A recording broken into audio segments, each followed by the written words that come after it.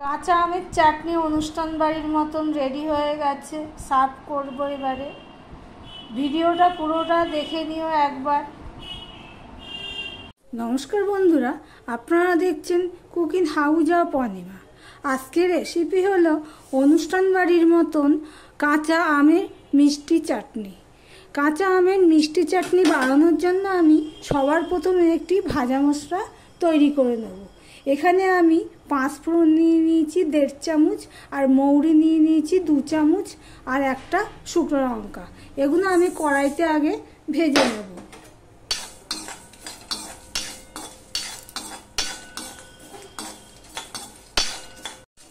মশলার ভাজা গন্ধ বেরিয়ে গেছে, দেখো লাল লাল হয়ে গেছে। এখন এগুলো আমি ঠান্ডা করার জন্য একটা পাত্রে তুলে নিচ্ছি। আমি তুলে নিলাম, ঠান্ডা হওয়ার থাকলে। এবার আমি এখানে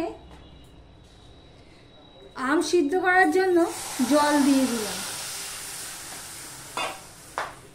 এবার এই কাটা আমগুলো আমি দিয়ে দেবো। এইভাবে আমি আমগুলো কেটে নিয়েছি, এগুলো আমি এবার এখানে দিয়ে দিলাম। এবার আমি এখানে একটুখানি নুনও দিয়ে দিলাম।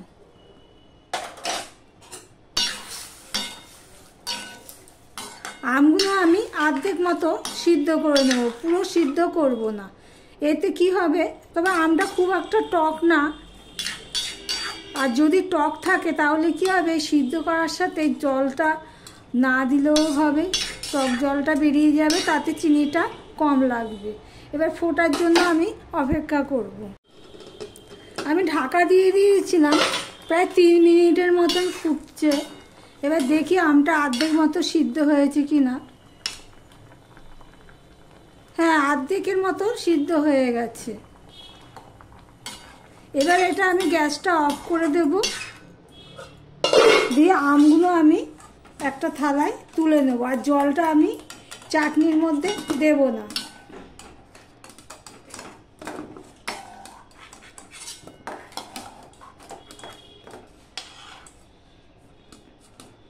এবার কড়াইটা পরিষ্কার করে নিই। কড়াই ধুয়ে বসিয়ে দিয়েছি, গরম হয়ে গেছে। এবার আমি এখানে সর্ষের তেল দিয়ে দিলাম।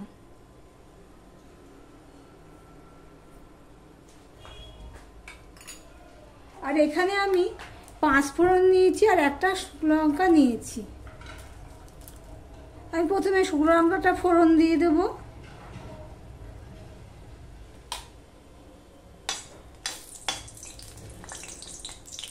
শুকনো লঙ্কা, তারপরে এবার আমি দিয়ে দিলাম 5 ফোড়ন।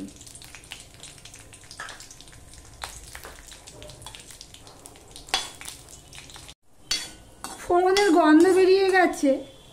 এবার আমি এখানে পরিমাণ মতন জল দিয়ে দিলাম।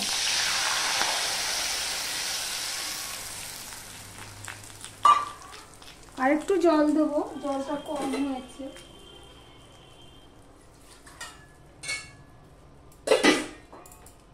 আর একটু জল দিয়ে দিলাম। এবার আমি স্বাদ অনুযায়ী চিনি দিয়ে দিলাম।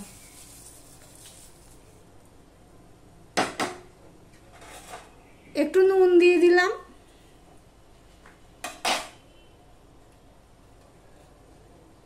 সামান্য একটু হলুদ দিয়ে দিলাম। দিয়ে চিনিটা আমি জলের সাথে মিশিয়ে নেব ভালো করে।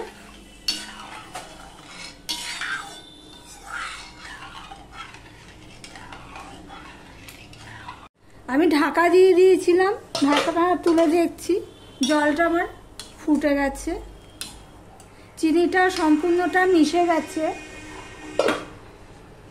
এবার এই অবস্থায় আমি এই আমগুলো দিয়ে দেব।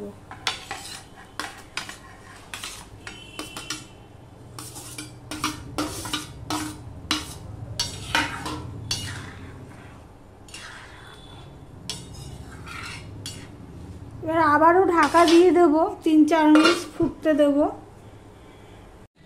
ঢাকা দিয়ে আমি 5 মিনিটের মতন ফুটিয়ে নিয়েছি। এখন দেখি ঝোলের ঘনত্বটা কতখানি হলো। এই ঝোলটা আমার এরকম হয়েছে। আরও একটু ফুটবে, ঝোলটা আর একটু ঘন করব।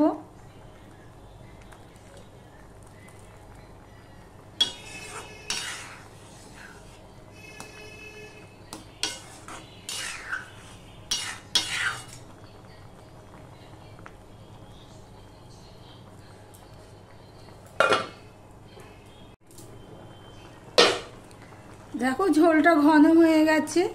এটা যখন ঠান্ডা হবে তখন আরও ঘন হয়ে যাবে।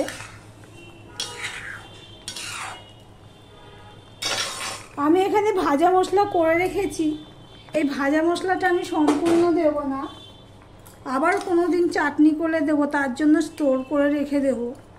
ভাজা মশলা বেশি দিলে সেই ভাজা মশলার গন্ধটাই হয়ে যায়। আর আমি এই 1 চামচের মতন ভাজা মশলা দিয়ে দিলাম।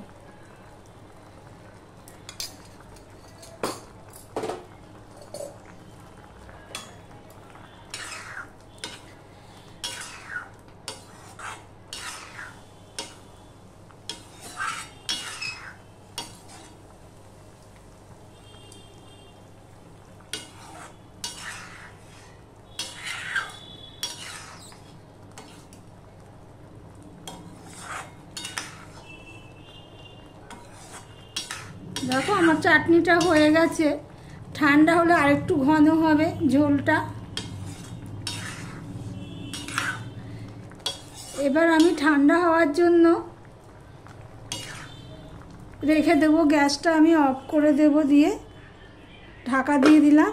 ঠান্ডা হবে আবার তাহলে অনুষ্ঠান বাড়ির মতন আমের চাটনি আমার রেডি হয়ে গেছে। এই দেখো সার্ভ করার জন্য আমি টেবিলে নিয়ে চলে এসেছি। ভিডিওটি আজকে এখানেই শেষ করলাম। আবার অন্য কোনো রেসিপি নিয়ে তোমাদের সামনে চলে আসবো। Thank you.